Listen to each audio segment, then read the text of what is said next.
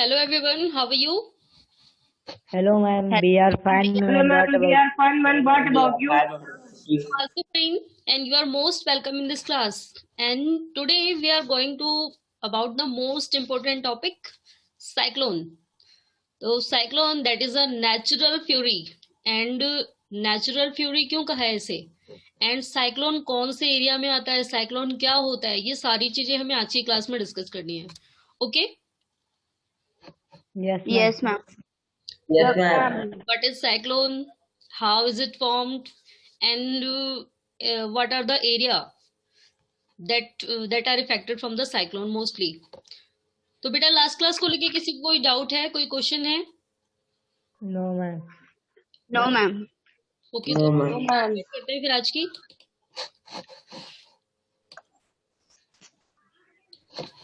Yes, screen दिख रही है बेटा सभी को?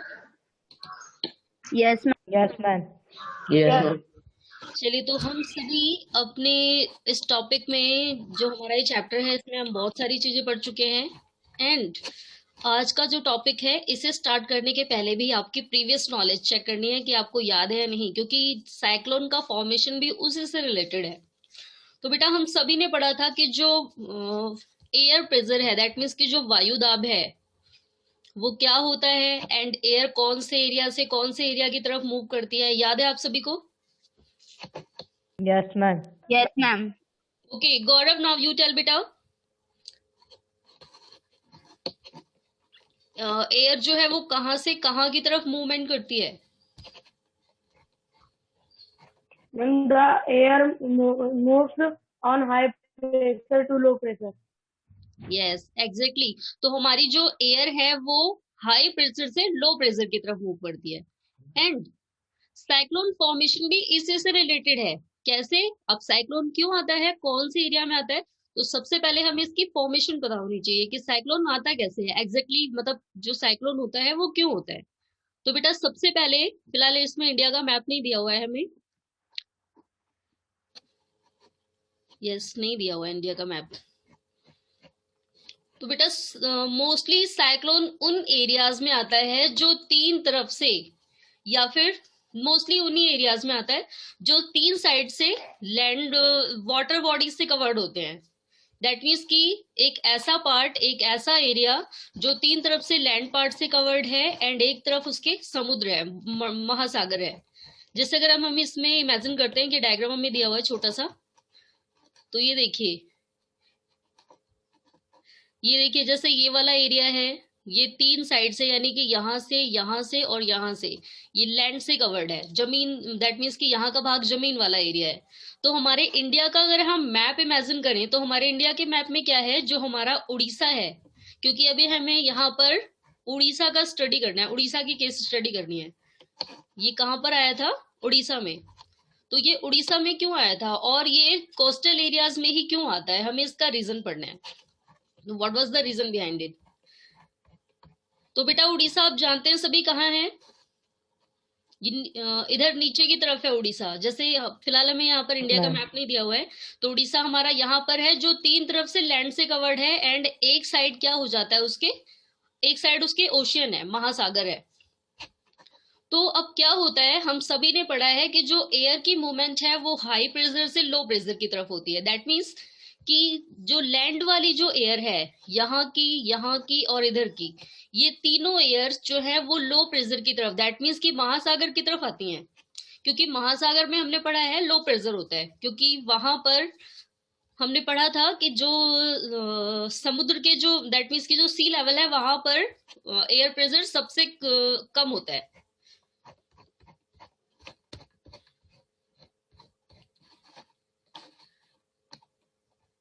यस, ये एयर प्रेशर पढ़ा था हमने. तो जैसे जैसे हम ऊपर जाते जाते हैं एयर प्रेशर, हवा का दबाव ज्यादा होता जाता है, क्योंकि वहां पर टेम्परेचर लो होता है, और इसलिए ही जैसे जैसे हम ऊपर जाते जाते हैं क्या होता है, एयर प्रेशर बढ़ता जाता है, हवा का दबाव हमारे ऊपर बढ़ता जाता है. लेकिन जब हम ज्यादा ऊपर जाते हैं, दैट मीन्स कि जब हम मून पे या स्पेस की बात करें, तो वहां पर जाने के बाद एयर प्रेशर बिल्कुल भी नहीं होता. चलिए, तो अभी बेटा हम आते हैं साइक्लोन पे. साइक्लोन कैसे फॉर्म होता है, तो अभी मैंने आपको बताया था, ये देखिए डायग्राम. फिर से अब हम यहीं पर आते हैं। तो क्या होता है जब इन तीनों तरफ से हवाएं आती हैं ओशियन लेवल के ऊपर, यानी कि महासागर के ऊपर, तो यहाँ पर ये तीनों तरफ से आने वाली हवाएं सर्कुलर वे में घूमती हैं, यानी कि गोल गोल, और इसीलिए साइक्लिक, यहाँ पर साइक्लिक मूवमेंट होती है विंड की, एंड इसलिए ही इसका नाम साइक्लोन रखा है। ओके, तो जब ये तीनों तरफ से ये हवाएं आती हैं, यानी Yes, कि ma'am. देखिए इस तरफ से भी आ रही है, इस तरफ से भी आ रही है, इस तरफ से भी हवाएं आती हैं, तो यहाँ पर विंड की साइक्लिक मूवमेंट होती है, ये गोल गोल यूं सर्कुलर घूमती हैं। एंड फिर क्या होता है, ये जब सर्कुलर घूमती हैं तो सबसे पहले ये हवाएं उठती हैं ऊपर की तरफ, क्योंकि यहाँ पर ये तीनों हवाएं गर्म होती हैं, ये तीनों गर्म हवाएं ये लैंड एरिया से आ रही हैं, और ये हवाएं यहाँ पर आने के बाद गर्म होती हैं और ये ऊपर की तरफ जाती हैं, यानी कि क्लाउड फॉर्मेशन करती हैं। तो ये क्लाउड फॉर्मेशन जब होता है ऊपर की तरफ, तो साइक्लोन, देखिए जो साइक्लोन आता है ना, तो सबसे पहले सी लेवल में ये इस वाइंड के अकॉर्डिंग, दैट मीन्स कि जब ये वाइंड घूमती है ना यहाँ पर, तो ये बहुत ही पावरफुल होती हैं। एंड जो नीचे का पानी है वो भी इस विंड की फॉर्म में ही सर्कुलर घूमता है। जहां पर भी साइक्लोन आता है, हम इस साइक्लोन की ऑरिजिनेशन को, दैट मीन्स कि कैसे ऑरिजिनेट होता है, इसे हम सी पे देख सकते हैं। तो अगर आप में से किसी ने भी साइक्लोन की पिक देखी हो, कैसा आता है साइक्लोन, देखा है आप सभी ने, किसी ने? Yes, ma'am. तो साइक्लोन जब आता है सी लेवल पे, तो ओशियन में वो यूं सर्कुलर घूमता है। और ये सर्कुलर क्यों घूमता है, क्योंकि जो उसके जस्ट ऊपर जो विंड है ना, वो भी सर्कुलर वे में घूमती है। और बेटा एक चीज और आपको ध्यान रखनी है, आप फिलहाल नेक्स्ट चैप्टर में पढ़ेंगे अभी क्या होता है, आप टाइड्स के बारे में पढ़ेंगे नेक्स्ट चैप्टर में। तो ये जो टाइड्स है ना, ये ग्रेविटेशनल फोर्स के थ्रू, दैट मीन्स कि अभी फिलहाल हमें नहीं पढ़ना है, नेक्स्ट चैप्टर में पढ़ना है, लेकिन आप उसमें ये पढ़ेंगे कि जिस दिन पूर्णमासी होती है, दैट मीन्स कि फुल नाइट होती है, फुल मून नाइट, उस दिन ये जो ओशियन का जो पानी है ना, वो अट्रैक्ट होता है ऊपर की तरफ, यानी कि जो मून है हमारा, उसकी रोशनी जब पानी में पड़ती है तो वो अपनी तरफ अट्रैक्ट करता है, तो किसी एक पार्ट का समुद्र का पानी ऊपर की तरफ उठ जाता है, यानी कि यहाँ पर हाई टाइड्स आती है, बहुत ज्यादा उछाल वाली तरंगे। तो ये मैं आपको इसलिए बता रही हूँ क्योंकि यहाँ पर जो विंड होती है, जो सर्कुलर घूमती हैं, और इन्हीं की पावर की वजह से जो यहाँ नीचे का पानी है वो भी सर्कुलर वे में घूमता है। तो अब हमें ये पढ़ना है कि उड़ीसा में क्यों आया था ये। तो बेटा ये देखिए, जब यहाँ पर ये सर्कुलर वाइंड घूमेंगी तब ये जाती हैं ऊपर की तरफ, तो ये कहाँ पर डिस्ट्रक्शन करेंगी, कहाँ पर विनाश फैलाएंगी, जो आसपास के एरिया है यहीं पर, क्योंकि ये जो पानी है ना महासागर का, ये आसपास के एरिया में ही टकराएगा, या तो यहाँ पर, या फिर यहाँ पर, और या फिर यहाँ पर।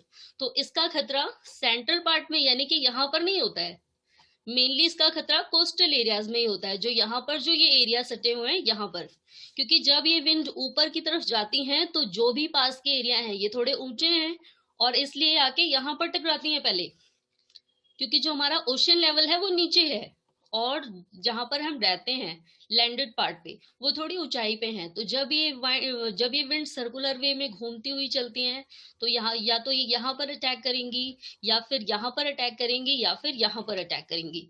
एंड अगर ये पीछे आ जाती हैं, दैट मीन्स की मूवमेंट करते करते अगर यहाँ आ जाती है तो कोई इफेक्ट ही नहीं है, क्योंकि समुद्र में हवाएं घूमती रहे, किसे खराब करेंगी, कुछ भी नहीं है वहां पर खराब करने के लिए।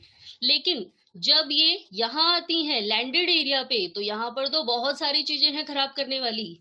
एंड ऐसा ही हुआ था उड़ीसा के साथ, तो इनका बैड लक था फिलहाल उस दिन, क्योंकि ये जो वाइंड है, ये जो विंड्स थी, ये सर्कुलर वे में घूमते घूमते उड़ीसा की तरफ टकराई, और सबसे पहले यहाँ पर खूब तेज आंधी तूफान आया, और उसके बाद ये जो भी विंड्स हैं ये ऊपर की तरफ जाएंगी, तो इन्होंने केवल ऐसा ही नहीं है कि यहाँ पर कुछ एरियाज में आंधी तूफान मचाया, ये विंड्स गर्म थी, तीनों तरफ से आने वाली गर्म हवाएं, एंड जो ओशन लेवल की जो एयर थी, जो गर्म हवा थी, वो सारी मिलकर के ऊपर क्लाउड फॉर्म किया उन्होंने, एंड यहाँ पर बारिश भी हुई फिर।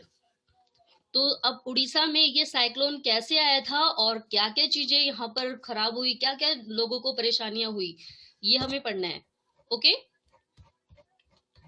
Yes ma'am. Yes, ma'am. Yes, ma'am. ये समझ आ गया साइक्लोन कैसे फॉर्म होता है। Yes, ma'am. Yes ma'am. आपको ध्यान रखना है। देखिए साइक्लोन कैसे फॉर्म होता है, एक बार मैं भी फिर से समझाती हूँ, हो सकता है कुछ बच्चों ने नहीं सुना हो ध्यान से। तो बेटा साइक्लोन जो है वो मोस्टली ऐसे एरिया में ही फॉर्म होता है, ऐसा एरिया जो तीन तरफ से लैंड से कवर्ड हो, यानी कि महासागरों से सटे हुए ऐसे प्लेसेस जहां पर तीनों तरफ से लैंडेड एरिया है। क्योंकि अगर इधर की तरफ जाएंगे तो कोई डिस्ट्रक्शन होने वाला ही नहीं है, क्योंकि यहाँ पर तो समुद्र है। और अगर ये हवाएं सर्कुलर वे में घूमते घूमते इधर आ भी जाती हैं तो ये इफेक्ट पड़ेगा ओशियन में, और उसमें कोई भी एरिया ऐसे नहीं है जो बर्बाद हो जाएंगे। लेकिन जब ये हवाएं टकराते हुए इधर गई, दैट मीन्स कि हमारे इंडिया के इधर थोड़ी दूर जाके थाईलैंड पड़ता है, तो या तो वहां का एरिया डैमेज होगा, या फिर हमारे इंडिया के जो कोस्टल एरिया हैं, उड़ीसा, तमिलनाडु, केरल, ये सारे इनमें इफेक्ट हो सकता है, या फिर जो इधर वाले एरिया हैं। तो इन एरियाज में जो कोस्टल एरियाज हैं उन्हीं एरिया में ये डिस्ट्रक्शन हो सकता है। तो अब हमें ये पढ़ना है फिलहाल, उस दिन जो हवाएं थी उसने उड़ीसा में बर्बादी फैलाई। मैंने अभी आपको बताया ही था कि इनका बैड लक था, क्योंकि हो सकता है ये ऐसा भी हो सकता था कि ये सर्कुलर विंड घूमते घूमते किसी और एरिया में चली जाती, लेकिन ये इन्होंने मोस्टली कहां पर अटैक किया, फाइनली उड़ीसा में। तो अब उड़ीसा में क्या इसका इफेक्ट हुआ, क्या क्या चीजें यहाँ पर खराब हुई, क्या क्या परेशानी हुई लोगों को। तो अब हमें टॉपिक पढ़ना है साइक्लोन नेचर्स फ्यूरी। तो what is the meaning of fury? Yes बेटा, आप में से कोई जानता है what is the meaning of fury?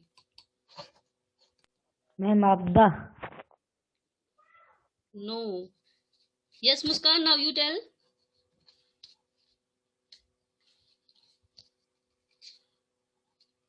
Ma'am destruction.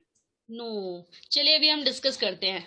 एक दिन आपकी जो मम्मा है ना वो बहुत गुस्से में है, और आप उन्हें बोलते हैं कि ये बना के ले आइए, वो बना के ले आइए, वो बना के ले आइए, और उन्हें बहुत गुस्सा दिलाते हो। तो एट द एंड वो क्या करेंगे, फिर आपके ऊपर शुरू हो जाएंगी, डांटेंगी आपको, है ना। यानी कि जो उनका पूरा गुस्सा है, भले ही किसी और ने बोल दिया हो, लेकिन आप छोटे हैं, वो आप पे ही गुस्सा दिखा सकती हैं, इसलिए जो उनका पूरा गुस्सा है वो आपके ऊपर ही टूट पड़ेगा। तो ऐसे ही यहाँ पर हुआ है cyclone nature's fury. That means कि यहाँ पर प्रकृति का आक्रोश, प्रकृति का गुस्सा, प्रकृति का क्रोध कहाँ पर उमड़ पड़ा है, उड़ीसा में। तो फ्यूरी का मतलब होता है गुस्सा या आक्रोश, या हम कुछ भी कह सकते हैं रोष। दैट मीन्स कि ये इसका जो भी इफेक्ट था, बुरा प्रभाव, प्रकृति का बुरा प्रभाव, ये कहाँ पर पड़ा है, उड़ीसा में। तो अभी देखिए उड़ीसा हमारा कहाँ पर है, अगर हम इसे इमेजिन करें, ये इंडिया का मैप है, तो हमारा उड़ीसा पड़ता है यहाँ पर, यानी कि ये जो सर्कुलर विंड मूव कर रही थी ये डायरेक्टली यहाँ से टकराती है, और यहाँ पर सबसे पहले आंधी तूफान आया और उसके बाद बारिश भी हुई, क्योंकि यहीं पर क्लाउड फॉर्मेशन हुआ था ये सारी हॉट विंड्स के मिलने से। एंड कुछ टाइम बाद यानी कि अगले ही टाइम यहाँ पर बारिश भी शुरू हो गई, और बहुत भयानक सी बारिश, यानी कि बारिश भी आ रही है और आंधी तूफान भी है। तो इस बारिश में, इस आंधी तूफान का क्या रिजल्ट रहा। चलिए तो अब हम ये टॉपिक स्टार्ट करते हैं और आप सभी को ध्यान से सुनना है, okay. Yes ma'am. Yes ma'am. Yes ma'am. Yes ma'am. Orissa located on the eastern sea coast of India. तो हमारा जो उड़ीसा है ये eastern sea coast, that means की सी कोस्ट के, समुद्र के किनारे है, पूर्वी भाग में of India. Is prone to cyclone that originate in the bay of Bengal. तो ये जो साइक्लोन ऑरिजिनेट हुआ था बे ऑफ बंगाल में, मैंने अभी आपको बताया था कि हमेशा साइक्लोन जो है वो सी लेवल पे ही ऑरिजिनेट होता है, क्योंकि जब ये हवाएं, जब तीनों तरफ से आने वाली हवाएं ओशियन लेवल पे जब ये मिलती हैं तो ये सर्कुलर वे में यही घूमेंगी, क्योंकि अगर ये लैंडेड पार्ट पे ही चलती है ना, तब यहाँ पर कोई भी ऐसा फॉर्म नहीं होता कि ऐसे सर्कुलर वे में घूमे। हमेशा ये कहाँ पर होता है, ओशियन लेवल पे या सी लेवल पे ही होता है। तो यहाँ पर बे ऑफ बंगाल में ये ऑरिजिनेट हुआ था, और फिर था क्या कि इसे अपने आसपास के ही किसी एरिया को डिस्ट्रैक्ट करना था, विनाश फैलाना था। एंड फाइनली उस दिन नाम लिखा था उड़ीसा का, और इसलिए ही क्या हुआ, उड़ीसा बेचारा फंस गया। तो ये जो साइक्लिक मूवमेंट थी विंड्स की, वो फाइनली कहाँ अटैक करती हैं, उड़ीसा पे। तो ये ऑरिजिनेट हुआ था 17 18 अक्टूबर 1999 में। तो ये ऑरिजिनेट हुआ था बे ऑफ बंगाल में, जिसने पास ही जाकर के पास वाले उड़ीसा पे अटैक कर दिया। Cyclone hit 5 district of the state, तो उड़ीसा के लगभग 5 स्टेट, दैट मीन्स कि वहां के 5 स्टेट ऐसे थे, 5 राज्य ऐसे थे जहां पर बुरी तरह इसका प्रभाव पड़ा। Another super cyclone occurred on the 29 अक्टूबर 1999, और ये जो साइक्लोन है केवल 17 और 18 अक्टूबर को ही नहीं आया है, ये उसके कुछ ही दिनों बाद फिर से आया है 29 अक्टूबर 1999 में। That devastated large portion of the state, और इसने क्या किया, डिवास्टेट का मतलब होता है विनाश करना, खराब कर देना, उजाड़ देना किसी को। तो इस साइक्लोन ने क्या किया, यहाँ पर बहुत लार्ज पोर्शन को, बहुत बड़े भाग को डिवास्टेट कर दिया, विनाश कर दिया बहुत बड़े भाग का। And the damage cause were mainly due to 3 factors. अब ये जो डैमेज हुआ था, दैट मीन्स कि ये जो खराबी हुई, जो विनाश हुआ, इसके 3 कारण थे। क्या क्या थे, क्या क्या रीजन थे इसके पीछे? The damage caused were mainly due to the 3 factors: wind velocity, rain and tidal surge। तो wind velocity दैट मीन्स कि जो हवा की ये जो सर्कुलर मूवमेंट थी, इसकी वजह से हुआ था ये विनाश, क्योंकि ये सर्कुलर विंड्स घूमते घूमते उड़ीसा की तरफ आ गई थी। एंड सेकंड क्या हुआ था, रेन। मैंने अभी आपको बताया ही था कि जो सर्कुलर विंड्स हैं, इन्होंने घूमते घूमते ये चली गई हमारे एटमॉस्फेयर में, क्योंकि ये गर्म हवाएं थी और गर्म हवाएं हमेशा राइजेस करती हैं, ऊपर की तरफ उठती हैं। तो इन्होंने जाने के बाद क्लाउड फॉर्म किया और बारिश भी यहीं पर हो गई, यानी कि वो जो हवाएं थी उन्होंने ज्यादा टाइम नहीं लिया, वो बहुत ज्यादा गर्म थी और क्लाउड फॉर्मेशन जल्दी से हुआ, एंड ये जल्दी से ही यहाँ पर बारिश भी आ गई। तो सेकंड है क्यों इफेक्ट हुआ, रेन की वजह से। एंड दूसरा है टाइडल सर्ज। तो मैंने अभी आपको टाइडल सर्ज के बारे में बताया था, फिलहाल मैंने अभी एग्जांपल दिया था फुल मून का, क्योंकि जिस दिन फुल मून होता है उस दिन जो सी वेव्स हैं, देखिए जिस दिन फुल मून होता है, पूर्णिमा की रात होती है, उस दिन जो ग्रेविटेशनल फोर्स है हमारी अर्थ का, वो क्या करता है, जितने भाग में चंद्रमा की रोशनी पड़ेगी ना यहाँ महासागर में, उतना पार्ट अट्रैक्ट होगा पानी की तरफ, वो सॉरी अर्थ की तरफ।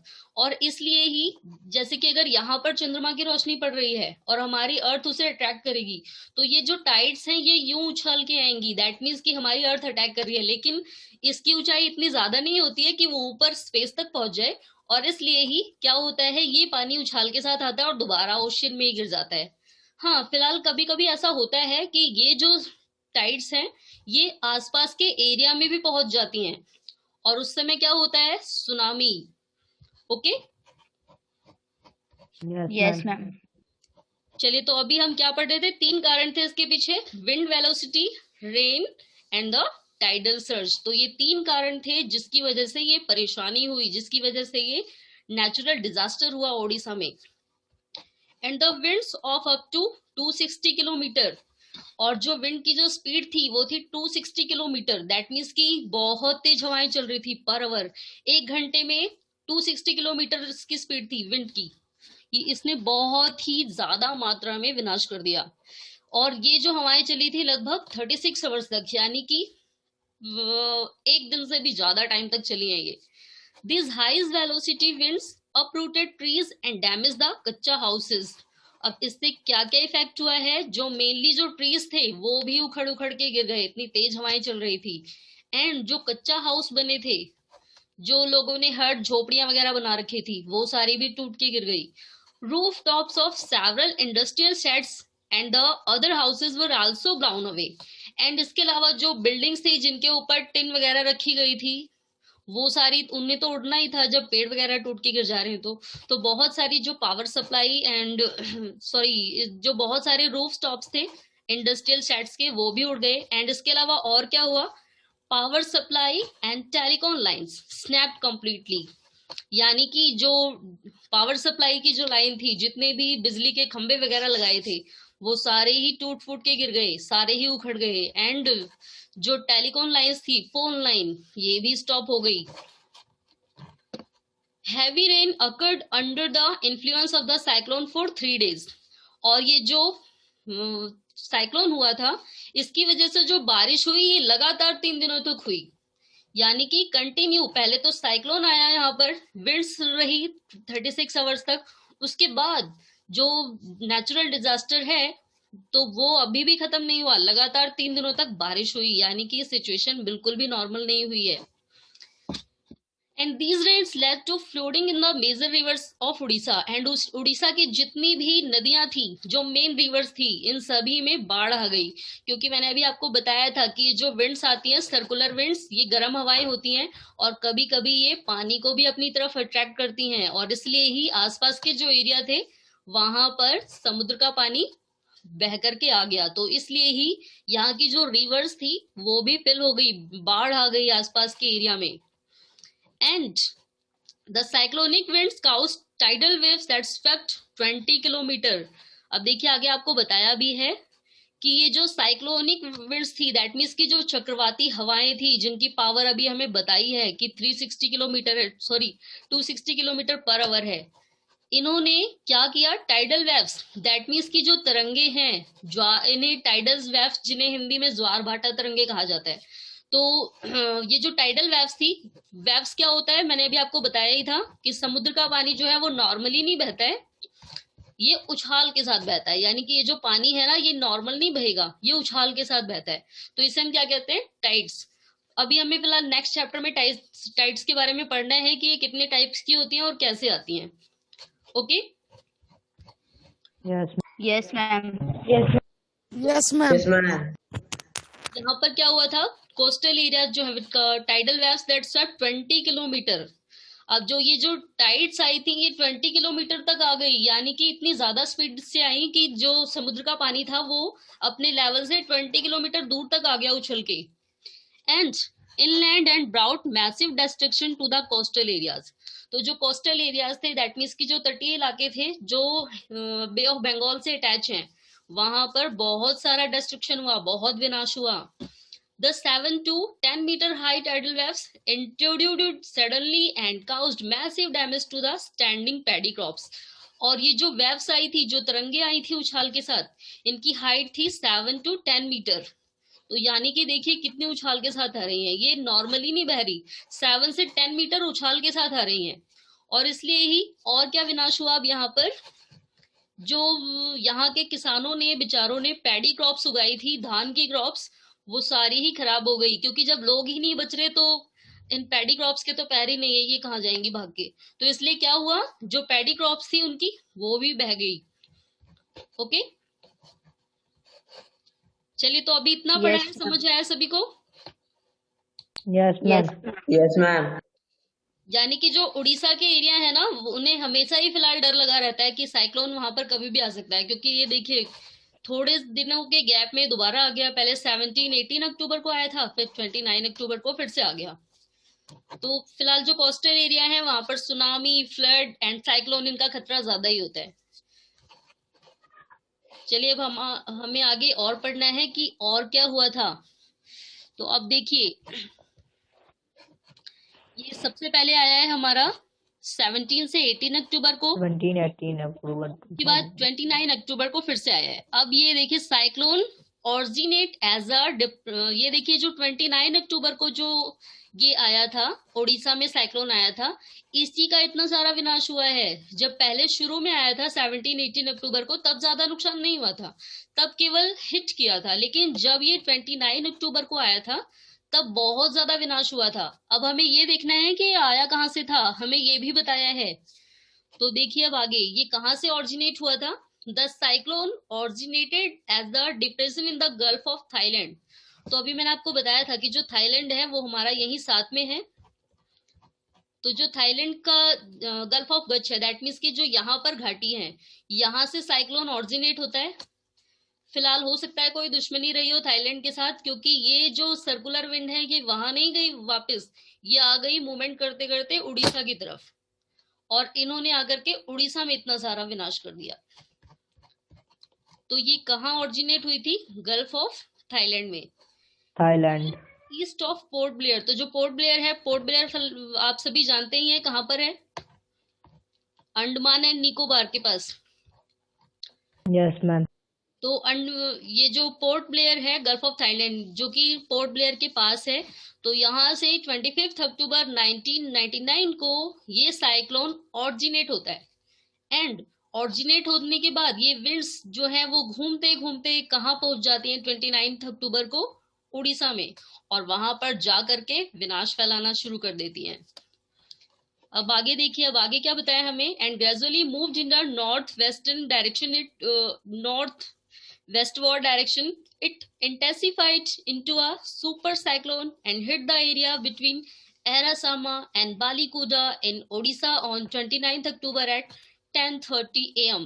अब ये जो विंड्स थी ये सर्कुलर वे में घूमते घूमते नॉर्थ वेस्ट डायरेक्शन की तरफ मूवमेंट करते करते कहाँ पर आ जाती हैं? It intensified into a super cyclone. ये किस में कन्वर्ट हो जाती हैं? सुपर साइक्लोन में। यानी कि जब ये चली थी स्टार्टिंग में तो ये बहुत छोटी सी थी, लेकिन जैसे जैसे ये चलती गई इनके साथ और एयर और एरिया की गर्म हवाएं मिलती गई, और इसने किसका रूप धारण कर लिया अब? सुपर साइक्लोन का। और फिर इसने कौन से एरिया को हिट किया सबसे पहले? एरासामा एंड बालीकुडा। तो उड़ीसा के दो एरिया में सबसे पहले अटैक किया, एरासामा एंड बालीकुडा पे। तो यहाँ पर अटैक हुआ था दोनों पे 10:30 AM पे, यानी कि 10:30 AM से इनका बुरा टाइम शुरू हो गया था। तो 29 अक्टूबर 10:30 पे एरासामा एंड बालीकुडा पे इन साइक्लोन ने हिट किया, और उसके बाद फिर तो 3 दिनों तक ये खत्म ही नहीं हुआ। 3-4 दिनों तक ये विनाश शुरू ही रहा। The super cyclone swept the entire coast of Odisha, including the cities of Bhubaneswar and Cuttack and 28 coastal towns. तो ये जो सुपर साइक्लोन था इसने बहुत सारे एरिया को स्वेप्ट कर दिया, सुला दिया, यानी कि खत्म कर दिया, विनाश कर दिया यहाँ के बहुत सारे एरिया को। तो कौन सा था? उड़ीसा के कौन कौन से पार्ट थे? सबसे पहले तो भुवनेश्वर, कटक, एंड इसके अलावा 28 कोस्टल टाउन्स थे, जो कोस्टल टाउन्स जो सटे हुए थे कोस्टल एरिया से, ये सारे ही towns. About 13 million people were affected. तो 13 मिलियन पीपल जो है इससे अफेक्टेड हुए। A large number of livestock were killed. अब बहुत सारे जानवर भी मारे गए हैं। जब लोग ही नहीं बचे तो जानवरों को कौन बचाता? और इसलिए ही जो लिवस्टॉक थे, दैट मीन्स की जो भी जानवर थे यहाँ के, वो भी मारे गए। Due to salinations caused by tidal surge, large tracts of agriculture land have turned infertile. अब क्या हुआ था? ये जो टाइड्स आई थी ओशियन से उछाल के साथ जो पहुंची थी कोस्टल एरिया में, तो हम सभी जानते हैं कि जो समुद्र का और महासागरों का पानी कैसा होता है। यस आदर्श, आप बताइए बेटा।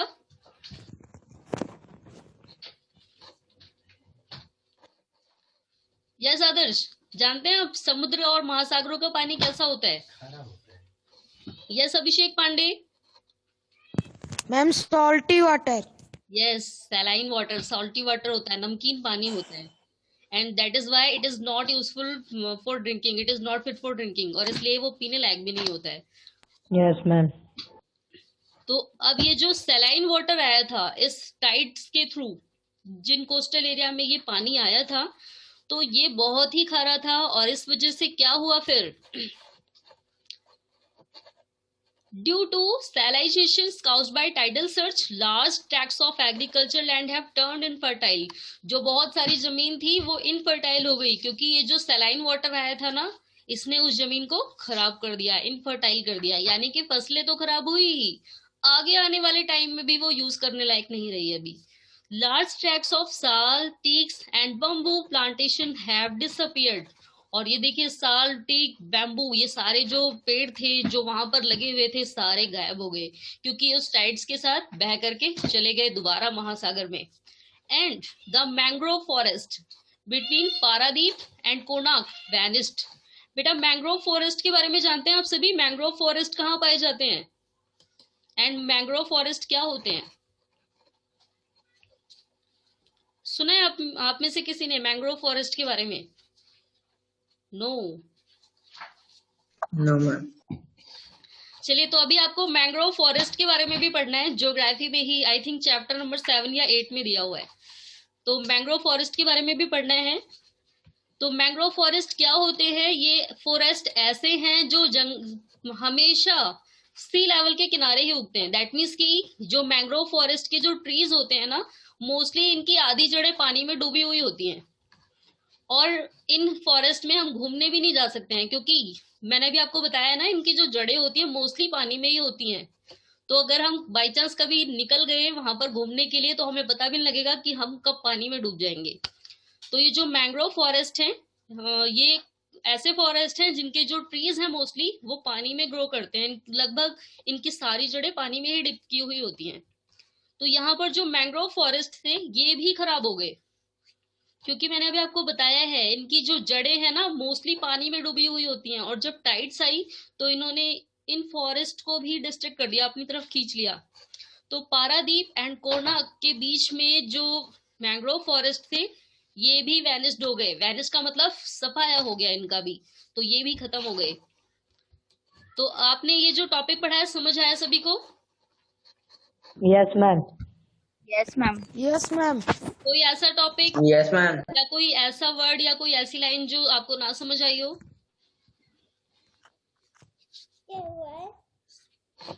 क्लियर है सब कुछ?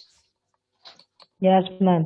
चलिए अब आपको Yes, ma'am. आंसर भी बताएंगे। हम लोग नेक्स्ट क्लास में पढ़ेंगे types of rainfall, and next class में आई थिंक ये छोटा सा टॉपिक है ये कंप्लीट हो जाएगा। उसके बाद हमें नेक्स्ट क्लास में एक्सरसाइज पे डिस्कस करनी है।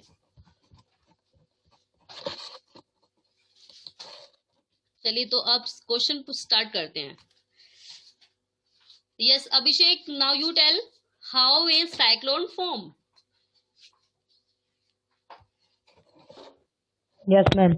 When the cyclone mostly formed in the coastal areas in the seas, because there the tide in the full moon night the water due to gravitational force it attracted by the moon, but it not go out. It after some time come on the sea and it start to overflow, and then in the coastal areas the cyclone occurs. Okay, Muskan, now you tell. Ma'am, cyclones are mainly formed in the coastal areas when the hot airs comes three sides, which is covered by the landed areas. Then it moves in the circular manner upside, and then it forms the cyclone. Very good. Yes Abhishek बेटा, आपने एक चीज और add कर दी थी। फिलहाल मुझे लगता है आपने उड़ीसा के बारे में ज्यादा डीपली सोच लिया है। तो बेटा इनका तो बैड लक था, इसलिए यहाँ पर साइक्लोन रुका नहीं आगे आने वाले 4 दिनों तक। लेकिन जब मोस्टली साइक्लोन आता है तो केवल ये आंधी तूफान आके स्टॉप हो जाता है, मोस्टली बारिश नहीं आती है। और जो मैंने आपको ये टाइड्स का एग्जाम्पल दिया था ना, ये टाइड्स जब ही आती हैं जब बारिश होने वाली होती है। यानी कि उड़ीसा में ये मोस्टली जो टाइड्स आई थी, क्योंकि इनका बेचारों का बैड लक रहा था, साइक्लोन के साथ साथ टाइड्स भी आ गई, बारिश भी आ गई। मोस्टली एरियाज में ऐसा नहीं होता है, साइक्लोन आता है। और साइक्लोन कैसे आता है? जब जो 3 एयर साइड्स की जो एयर होती हैं, हॉट एयर, वो हमारी कहाँ पर आ जाती हैं? सी लेवल पे, और ये सर्कुलर वे में मूवमेंट करती रहती हैं। और ये साइक्लिक मूवमेंट करते करते ही आसपास के एरिया पे हिट करती हैं। तो इसे ही हम क्या कहते हैं? Cyclone. Yes, ma'am. Okay Yes, ma'am. Okay Gaurav, now you tell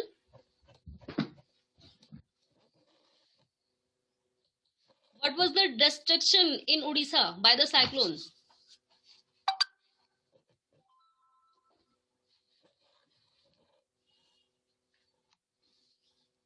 Yes, Gaurav. What was the direction caused in the Odisha by the cyclone?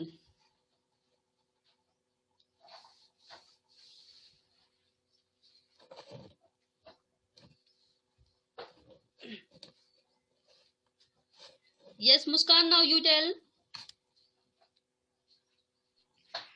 Ma'am, the destruction caused by the cyclone in the Odisha that there's the kacha houses and rooftops were destroyed, and by the cyclones the crops and many other animals were also destroyed. Okay. Yes, Abhishek, now you tell beta. What was the destruction caused ma'am. by the cyclone in Odisha?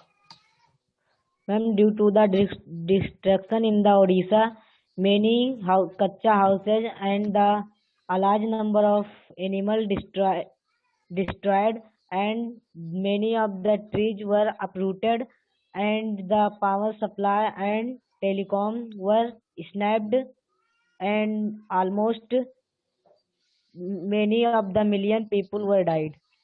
Okay, Gaurav, now you tell what was the area that affected by cyclone on 29 October at 10:30 a.m.